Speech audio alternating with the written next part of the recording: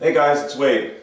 Today we're going to do the build video, 1245mm J3 Cub from Dynam. Alright, like I said, we did the box opening, the unboxing of the aircraft. We had some damage and we repaired it on the tail here. So we're going to go through all the parts and pieces. I'll show you step by step how to build this bad boy. Once it's done, hopefully we can get a flight review without crashing it. So let's begin. Step one, we're going to take fiberglass rod, 360mm rod. Now we're going to insert it into the actual hole. As you can see right here, there's a little hole inside the wing, typical of the Dynam aircraft. So we're going to insert that in there. You have two options at this point. You could either one, glue it, or you could just not glue it and leave it so that you're able to unscrew the wing and take the wing apart if you have restrictions as far as space when it comes to transporting it to the field. So we're going to insert the rod into one end, and then we're going to insert it into the other end, and then basically screw the wing together. You'll be utilizing an 8mm, and I know this is going to be really hard to see, so I'll bring this up. Really small 800mm screw. You can see right there. Alright, 800mm screw to attach the two wings together. So I'm going to go ahead and take care of that build process, and we'll get back with you as soon as I'm done. Alright, so you can see right here that we've actually used the 8mm screw. As previously said when I was preparing for it, I said 800mm. Apparently, it was magnified through my gigantic glasses and it made it look 800mm. So I got the measurement right. 8mm screw will go right in there, holding the wings together. It's pretty tight. We actually didn't use any glue because I wanted to enable us to be able to take this thing apart and put it in our car, put it in the truck. If we wanted to attach it to a bicycle perhaps, or put it in a lunch basket, we could attach it there or whatnot. So we left that unglued. So next what we're going to do is we're going to attach the Y harness to the aileron servo leads. Now, one thing that we noticed, let me put this down nice and easy and gentle. One thing that I noticed when I'm undoing the battery hatch of the J3, that thing was really tight. I mean, you can listen right here. That thing is on there. We're not going to have any problems with that. I actually had to take a hobby knife, very carefully insert it into there, and kind of run it along the lines of the actual battery compartment because the paint, whatever was painted on there, kind of stuck a little bit. So we had to make sure that we cut that out, give it a nice little tug. Alright, and why I'm showing you this is because it says to attach the Y harness to the ailerons over here. Well, we looked through all the bags and we couldn't find it, and as usual, Dynam has played a little game of hide and seek with us.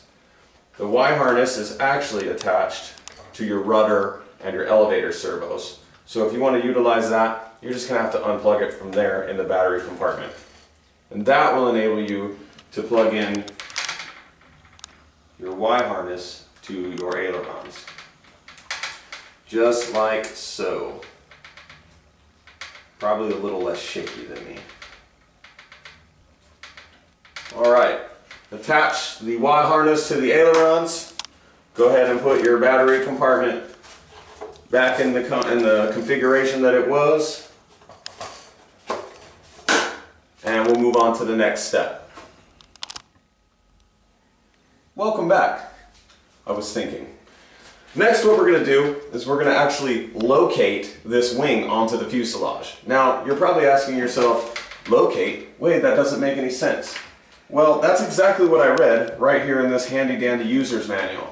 And that's another fine example of why I'm actually going to do this video, and I am doing this video for you. It's to show you that just because you follow the directions doesn't mean you know what you're doing. Alright, so step number 4, we're going to locate the wing in place. Now there's a couple things that I really want you to pay attention to. First, Y harness. You see the Y harness that goes to the servo leads. Alright, you're going to need to feed that Y harness basically right down into that hole before you attach it. Alright, because once you attach it with the screws, you're screwed. You're not going to be able to really get it in there. So make sure you put the lead down in there before you start attaching the screws. Alright, so we'll put the fuselage where we need it. We're going to attach the wing via the two screw holes right here, and they're actually going to be two 20mm screws that will go on there. Now if you notice on the top of the wing, and I know it might be a little hard to see, there's a little tab right there on the wing. Okay, that tab right there will literally just kind of insert itself into right here on the back of the actual canopy or the windshield or windscreen. So right in there. So what I'm going to do is I'm going to go ahead and install it. I'm going to use my two 20mm screws to locate the wing to the fuselage, as they say in China, and I'll get back with you when it's done. Alright guys, welcome back. So per the directions, I have located the wings to the fuselage. One of the problems I had was these two holes for the 20mm screws did not line up worth, I'll just say it, they didn't line up worth a crap. Alright, it took a lot of searching, a little bit of adjustment to get it to go straight down into the holes. One thing I would recommend, take the screws, before you put these wings on the top, take the screws and run them into the little posts that they're going to screw into first, so that the screws will actually work themselves in a little bit easier. We had to do that, and then it took a little while to line it up. Don't get frustrated, okay, it's just part of the biz. Make sure that your lines on the fuselage matches all the way up, and the screws should drop in. My recommendation, drop the screws into the holes and kind of wiggle it around until the screw pops up. Once the screw pops up, you can wiggle it with your screwdriver and then screw it down, and it should go right in. It just took me a while to figure that out. Another thing that I had a problem with was, let me flip this bad boy around here, the actual Y harness that came through. Alright, that was kind of a big pain in the butt trying to keep that Y harness all the way through and taut so it didn't get in the way of the wings when you were putting it on. And the wing struts themselves were kind of a pain in the butt. But hey, we got it done, so we're going to move on to the next stage. Alright, so we've located the wings into position, and you can see what I'm talking about. I'm trying to put this thing down, and these wing struts are getting in the way, but they're a good feature. Next, per the manual, what we're going to do is we're actually going to install the front landing gear. So let's go ahead and get started on the landing gear. First of all, you see that the landing gear right here, I keep hitting those control horns. Pretty decent looking landing gear, like I said before. Alright, it's got its nice little spring-loaded action that's going on in there. Pretty rigid metal, doesn't really give a lot. So what we're going to do is go ahead and install the landing gear. If you look on the bottom portion, it's really simple.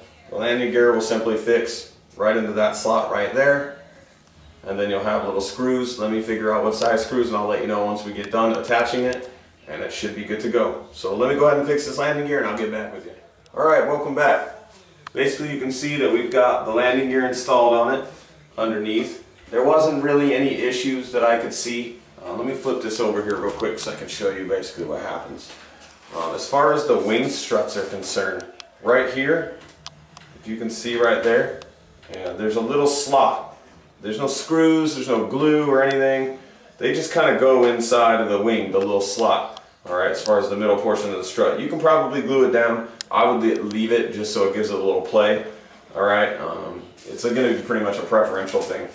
Also, the struts are going to go from the wing to the fuselage, and then the pants or the little side skirts or whatnot for the actual landing gear will then go on top. You'll screw those in with the small little 8mm screws. Now those 8mm screws are the two screws that have like the built-in washer or the lip around the edge of it. So those are the ones you're going to use. There's only 2 of them in the kit, so you can use that to secure the landing gear.